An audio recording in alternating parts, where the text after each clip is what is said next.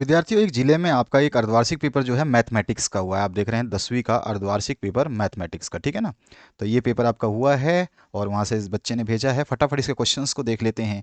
भाग अ यानी खंड अ में आपसे जो प्रश्न पूछे गए हैं, 156 का अभाज्य गुणनखंडों के रूप में जो है इसको व्यक्त करना है, यानी कि एलसीएम ले लेना है। 156 का जब अभाज्य गुणनखंड करोगे तो क्या आ जाएगा, 2 गुणा 2 गुणा 3 गुणा 13, ठीक है। ठीक है ना। फिर तो आपका कितना हो गया, 2 इंटू 2, 2 इंटू 2 इंटू 3 इंटू 13, यानी 2 गुणा 2, यानी 2 की घात 2 हो गई। 2 2 बार आएगा, एक बार 3 आएगा, एक बार 13 आएगा। बस यही होगा इसका अभाज्य गुणनखंड। दूसरा जो क्वेश्चन है, द्विघात समीकरण के मूल ज्ञात करने का द्विघाती सूत्र आपको बता देना है। इसका फॉर्मूला आपको हमेशा याद होना चाहिए। तो इसका फॉर्मूला क्या होता है, -b, फिर प्लस माइनस का साइन, उसके बाद अंडर रूट में b² माइनस में 4ac और बटे में 2a होता है। ठीक है ना। ये मैं आपको अभी जब ये वीडियो खत्म होने वाला होगा तो आपके सामने स्क्रीन पे सारे प्लेलिस्ट दिखाई देगी, वीडियोस दिखाई देंगे, उसको चेक कर लेना। उसमें ये द्विघाती सूत्र वगैरह सब करवा दिए हैं, इसीलिए आप उसको देख लेना, सब कुछ समझ में आ जाएगा। नेक्स्ट जो क्वेश्चन है, आप देख सकते हैं यहाँ पर क्या पूछा गया आपसे। आपसे पूछ रहा है कि ये 3 4 और 5 7 के मध्य की दूरी आपको निकाल देनी है। तो कितनी हो जाएगी इसके मध्य की दूरी। केवल दूरी सूत्र याद होगा तो सब कुछ कर लोगे। देखो, इसमें जो है ना आपका ये 3x1 है, ये 4y1 है, ये 5x2 है और ये 7y2 है। ठीक है। तो हमारा जो दूरी सूत्र होता है वो होता है x1 माइनस x2 का होल स्क्वायर प्लस में y1 माइनस y2 का होल स्क्वायर। ठीक है। इस तरह से लिख सकते हैं, या फिर हम लिख सकते हैं x2 माइनस x1 का होल स्क्वायर। इस तरह से भी आप लिख सकते हो, आपके ऊपर डिपेंड है, आपको ढंग से समझ लेना है। नेक्स्ट जो क्वेश्चन है आपका, क्या पूछा गया, साइन 18 बटे कोस 72 का मान लिखना है। तो साइन को जब हम कोस करते हैं तो ये क्या हो जाएगा, 90 माइनस थीटा हो जाएगा। तो ये साइन जो है ये अपने आप कट कुट के क्या आ जाएगा, एक आंसर आ जाएगा। जब इसको आपको कोस 90 साइन को साइन थीटा को क्या लिख सकते हैं, 90 माइनस थीटा लिखते हैं ना, तो वो वाला फॉर्मूला मॉडल पेपर में देखना, सब कुछ समझ में आ जाएगा। यहाँ पूछ रहा है, वृत्त के एक बिंदु पर कितनी स्पर्श रेखाएं खींची जा सकती हैं। अगर मैं सपोज करो एक वृत्त बना लूँ, तो अगर हम सपोज करें ये वृत्त बना लिया हमने, ये वृत्त हो गया आपका। ठीक है। अगर ये वृत्त बना लिया तो इस वृत्त के किसी एक बिंदु पे, कोई भी एक बिंदु है, सपोज करो कि आपका बिंदु जो है वो इसने बोला कि यहाँ पर है आपकी बिंदु, मान लो ये बिंदु है। ठीक है। यहाँ पे मैंने आपको दिखा दिया, ये मान लो ये बिंदु है, थोड़ा सा लाल कलर में देख रहे हैं आप। यहाँ पे मतलब वृत्त की परिधि पर, ठीक है, वृत्त के एक बिंदु पर, केवल एक बिंदु कहीं वृत्त पर है, उस बिंदु पर कितनी स्पर्श रेखाएं खींची जा सकती है। तो हम जो है एक ही खींच सकते हैं। अगर मैं लाइन खींचूं तो एक ही स्पर्श रेखा जो इस बिंदु से गुजरेगी, दूसरी बिंदु से नहीं गुजरेगी। नेक्स्ट जो है, यदि एक बिंदु P से O केंद्र वाले किसी वृत्त पर PA और PB स्पर्श रेखाएं परस्पर 80 डिग्री के कोण पर झुकी हों तो एंगल AOB का मान निकालना है। बहुत सिंपल सा क्वेश्चन है, समझ लेना। यहाँ पे समझा देता हूँ, देख लो। इस तरह का आपका वृत्त है। ठीक है। अब ये क्या बोल रहा है, यदि एक बिंदु P से O केंद्र वाले, P से O केंद्र वाले, O केंद्र है बीच में, मान लो यहाँ पर आपका O है, मान लो इस जगह पे O है। ठीक है। ये जगह पे आपका सेंटर है, O है। ठीक है। उसके बाद यहाँ पर जो है, अभी मैं इसलिए पेन नहीं लेके बैठा हूँ, अभी मैं जानबूझ के आपको नहीं करवा रहा हूँ, फटाफट जितना हो सकता है समझा दूँ। मैंने मॉडल पेपर दिया है, उसमें हर चीज़ लिख लिख के बताई है, तो उसको समझ लेना, तो सब कुछ आपको कल्याण हो जाएगा। और इससे पहले जो आपके मैथ्स के पेपर डाले थे उसमें भी मैंने सब कुछ समझा दिया। अभी क्या बोल रहे, कोई बिंदु P है बाहर, मान लो यहाँ पर बिंदु कोई P है। ठीक है। तो अब मैं बिंदु सपोज करो कि इस जगह पे P है, तो इस जगह से मैंने P, यहाँ से P से लेके O तक एक लाइन खींची। ये P है इस जगह पे और यहाँ पर O है। ठीक है। केंद्र वाले किसी वृत्त पर जो है P से A स्पर्श रेखा है और P से B एक स्पर्श रेखा है। तो इस बिंदु से एक स्पर्श रेखा इधर जा रही है। ठीक है। कोई बिंदु होगा जहाँ पे ये स्पर्श रेखा जा रही है, जो कि A बिंदु है, तो PA हो जाएगा। मैं लिख नहीं रहा हूँ PA, क्योंकि अभी मैं पेन लेके नहीं बैठा हूँ। उसके बाद जो है आपकी दूसरी बिंदु PB आ जाएगी यहाँ पर। ठीक है। तो यहाँ पर P लिखा है, तो यहाँ पर A, तो PA हो गया ऊपर वाली लाइन, और यहाँ से P से B। ठीक है।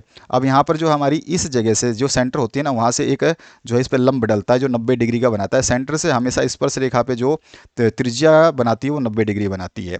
अब ये क्या बोल रहा है कि जो है PA और PB स्पर्श रेखाएं परस्पर 80 डिग्री का कोण झुकती हैं, यानी कि ये जो एंगल दे रखा है ना, ये बोल रहा है कि भैया देखो, उसने क्या बोला कि ये जो एंगल है ये वाला, ठीक है, इस जगह पे ये एंगल है 80 डिग्री। ठीक है।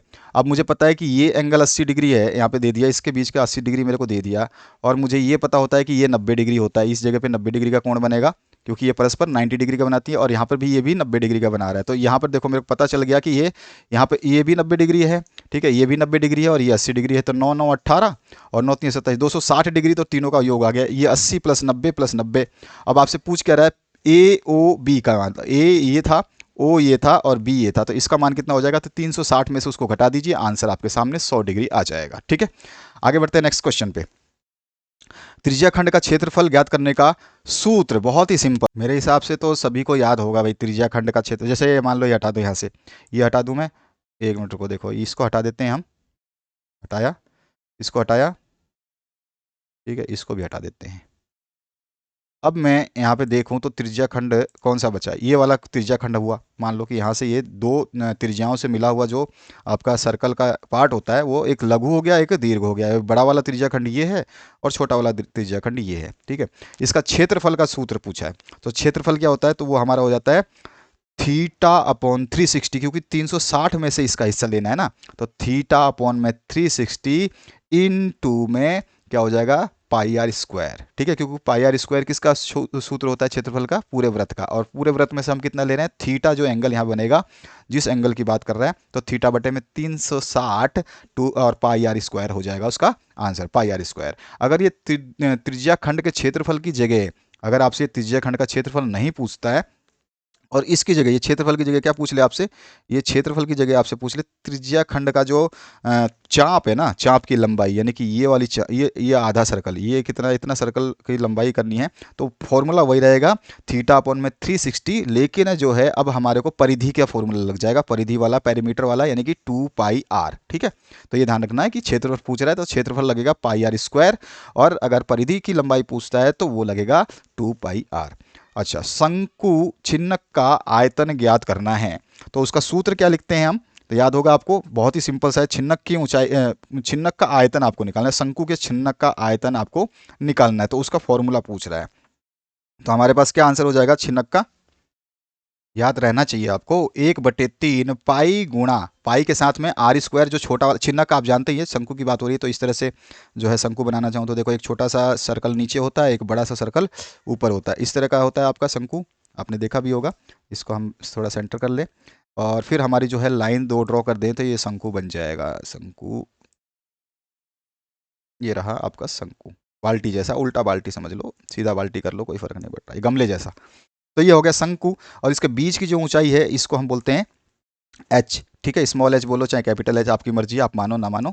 और यहाँ पर जो है इसकी त्रिज्या, ये वाली त्रिज्या कितनी होगी, बड़ी आर लोगे या R1 लोगे, और इसकी त्रिज्या लोगे R2 या फिर छोटा आर। ठीक है, और ये जो टेढ़ा वाला, जो ये टेढ़ी ऊंचाई है ना, ये टेढ़ी, इसको एल से डिनोट करते हैं, जिसको तिर्यक ऊंचाई बोलते हैं ना, तिरछी ऊंचाई छिन्नक की। ठीक है, और हमारे पास सब कुछ आ गया, हमारे पास ये छोटा आर होता है, ये बड़ा आर होता है, ये आपका एच होता है, ये एल होता है। अब इसमें संबंधित स्थापित करके बहुत सारे फॉर्मूले बनते हैं। पहला तो आपसे पूछा गया छिन्नक का आयतन का सूत्र क्या होता है, तो 1/3 पाई, फिर गुणा में क्या, छोटा वाला आर स्क्वायर, ठीक है, प्लस में बड़ा वाला आर स्क्वायर, फिर प्लस में आपको क्या करना है, आर गुणा में आर, यानी छोटा आर गुणा में बड़ा आर, और फिर से गुणा में आपको एच करना है। फॉर्मूला देख लेना। उसका जो नेक्स्ट क्वेश्चन, नेक्स्ट पार्ट इसमें और क्या पूछ सकता है, इसके वक्र पृष्ठ का क्षेत्रफल पूछ सकता है। तो वो क्या होता है, पाई एल ब्रैकेट में आर इन प्लस आर, छोटा आर प्लस में बड़ा आर। ठीक है, ध्यान रखना। इसी तरह संपूर्ण पृष्ठ का क्षेत्रफल पूछे तो अलग फॉर्मूला बनेगा। शंकु का केवल आयतन पूछे तो 1/3 पाई आर स्क्वायर एच होता है, पाई आर स्क्वायर एच होता है क्या, शंकु का आयतन। और छिन्नक के आधार का क्षेत्रफल अगर पूछ ले तो होता है पाई आर स्क्वायर। आधार में क्या है, केवल सर्कल है आपका आधार, ये मान लो, या ऊपर वाले का, तो यहाँ पे इसका क्षेत्रफल क्या होगा, ये तो सर्कल ही है ना, तो सर्कल का क्षेत्रफल क्या होता है, अभी बताया था थोड़ी देर पहले मैंने आपको, क्षेत्रफल यहाँ पे भी बताया था त्रिज्या खंड में कि पाई आर स्क्वायर होता है। आगे बढ़ते हैं। खंड ब में समांतर श्रेणी आपको दे रखा है, इसका 25वां पद ज्ञात करना है। 8 के प्रथम 15 गुणों का जो है आपको योग ज्ञात करना है प्रथम। और फिर से ये पेपर बिल्कुल साफ है, मुझे पढ़ने की आवश्यकता नहीं है, और मॉडल पेपर जो मैंने सॉल्व कराया है उसमें सारे सवालों को हल कराया हुआ है, उसमें आपको समझ में आ जाएगा कि किस तरह से इनको हल किया जाता है, कौन सा क्वेश्चन क्या कहना चाहता है, उसमें कौन सा फॉर्मूला लगेगा, क्या बोलना चाहता है। तो आप इसको पढ़ लेना, मॉडल पेपर अभी आपके सामने आने वाला है स्क्रीन पे, यहीं पे टच करके देख सकते हो आप। तो यह खंड स में इस तरह के प्रश्न पूछे गए हैं, इसमें एचसीएफ वगैरह निकालना है और समीकरण के मूल ज्ञात करने हैं। यहाँ पर आपको जो है ये दे दिया गया है, इसमें आपको जो है किसकी ईएफ की वैल्यू दे रखी है, बीसी आपको निकालना है। भूमि के एक बिंदु से जमीन के मीनार के पाद, ये भी मैंने क्वेश्चन आपको मॉडल पेपर में कराया है, सब देख लेना, कोई दिक्कत नहीं है। उसके बाद देखो यहाँ पर एक वृत्त की परिगत का जो है त्रिभुज आपको दिया गया है, इस तरह से देखो आप इसको, इस तरह से दिया गया है। और इसके बाद जो है 3 सेंटीमीटर त्रिज्या के बारे में एक क्वेश्चन दिया गया है, यहाँ 15 सेंटीमीटर त्रिज्या वाले एक वृत्त की बात करी गई है, एक ठोस अर्धगोले की बात की गई है। अर्धगोले का सूत्र अलग होता है, ध्यान रखना। निम्नलिखित सारणी में जो है आपको साक्षरता दर दिखाई गई है, इसमें माध्य साक्षरता निकालनी है। और खंड द में जो है ये आपको ग्राफिकल मेथड से जो है ग्राफ बना के इसको सॉल्व कर देना है। इसका अथवा पार्ट में भी आया है, चाहे तो आप इसको ग्राफ से कर सकते हैं इस वाले क्वेश्चन को, या फिर ऊपर वाला जो अभी देखा आपने। और उसके बाद में यहाँ पर ये जो है इसको सिद्ध करना है आपको, ट्रिग्नोमेट्री आइडेंटिटी से जो क्वेश्चंस आ चुके हैं, और इसमें अथवा में भी दे रखा है, ठीक है। ट्रिग्नोमेट्री वाले सेक्शन से बड़े क्वेश्चंस आते हैं, ये मैंने हमेशा बताया है। और त्रिभुज का क्षेत्रफल ज्ञात करना है जिसके शीर्ष दे रखे हैं, ठीक है, तीनों कोने दे रखे हैं किसी त्रिभुज के, आपको बता देना है। और यहाँ पे जो है माध्यक और बहुलक दोनों को पूछ लिया है, जो कि मैंने मॉडल पेपर में कराया है, तो उसको चेक करना। मॉडल पेपर में आपको सब कुछ मिल जाएगा, माध्यक भी मिलेगा, बहुलक भी मिलेगा, ठीक है। तो यहाँ पर इस तरह का ये प्रश्न पत्र है, चाहे तो आप इसको सॉल्व जरूर करें और मॉडल पेपर जरूर देखें। सारा स्क्रीन पे आ रहा है, इनको देख ले। Thank you very much, have a good day.